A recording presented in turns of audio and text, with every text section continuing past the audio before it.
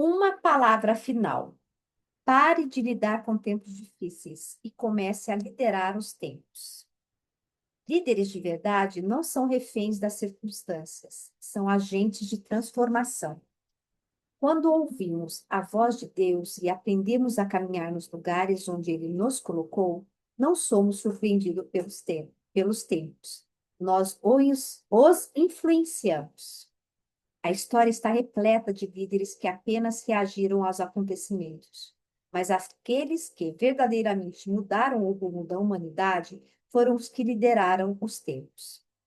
José no Egito não apenas sobreviveu a uma crise, mas preparou uma nação inteira para a fome antes que ela chegasse.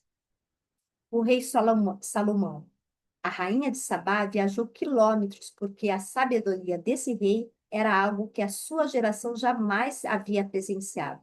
Podemos concluir que os líderes da época de Salomão foram visitá-lo para aprender e se inspirar com a forma como ele governava o povo de Deus.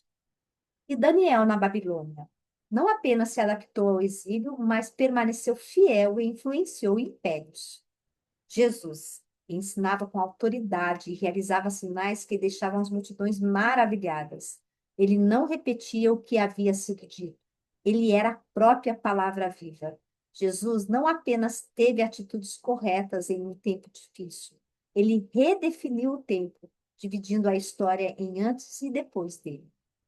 E em Pentecoste, as multidões ficaram atônitas e perplexas, porque algo completamente novo estava acontecendo. A igreja nasceu como um movimento imparável. E Paulo em Tessalônica, quando o apóstolo chegou a essa cidade, a reação de alguns judeus invejosos foi clara. Aqueles que têm transformado o mundo chegaram até aqui. Esses líderes não se adaptaram passivamente.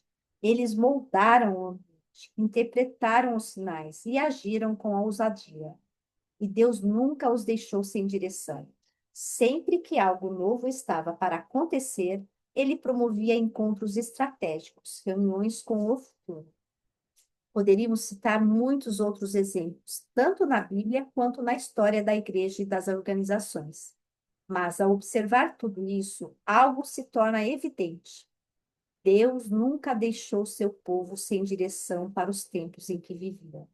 Ele sempre conduziu as reuniões necessárias com uma pauta principal, o futuro. Deus nunca deixou seu povo sem direção para os tempos em que vivia. Os maiores líderes da história não apenas responderam às crises, eles lideraram nelas. Os que fizeram diferença não se limitaram a pregar para o presente e prepararam o futuro. A Bíblia é um livro voltado para o futuro. Ela não termina com nostalgia ou melancolia, mas com expectativa, com o cumprimento da promessa, com esperança. Ela não termina com descrição saudosista de um passado glorioso, mas com um convite à fé, à ação diante do futuro. E aqui está o ponto mais importante. O Apocalipse não mostra um Jesus acuado, escondido ou derrotado. Ele não está fugindo da história. Ele é o Senhor dela. Eu sou o Alfa e o Ômega, o primeiro e o último, o princípio e o fim. O ponto de vista humano, do ponto de vista humano, falamos sobre um futuro, mas a verdade é que o fim já foi escrito e já é realidade. O desfecho vitorioso está garantido em Jesus. Agora a pergunta é: como você vai viver e liderar neste tempo? Você será um espectador dos desafios ou um líder com discernimento? A Bíblia é um livro voltado para o futuro. Ela não termina com nostalgia ou melancolia, mas com expectativa. Você será refém da cultura ou alguém que transforma o ambiente ao redor? Você apenas falará sobre a missão ou viverá a missão com paixão e inovação? A igreja não foi chamada para apenas se adaptar aos tempos, mas para moldá-los. E os líderes que fazem história são aqueles que não se conformam com o que já existe, mas têm coragem de trazer o novo. Você pode escolher ser levado pelas rápidas e constantes mudanças do seu tempo, ou se posicionar acima delas, com Deus. Você pode ser a voz dele e agir com ele em qualquer circunstância. Ele o está chamando. O convite está feito. Avance para o futuro com fé, grandeza e coragem. Ouça a Deus, influencie pessoas e construa o amanhã.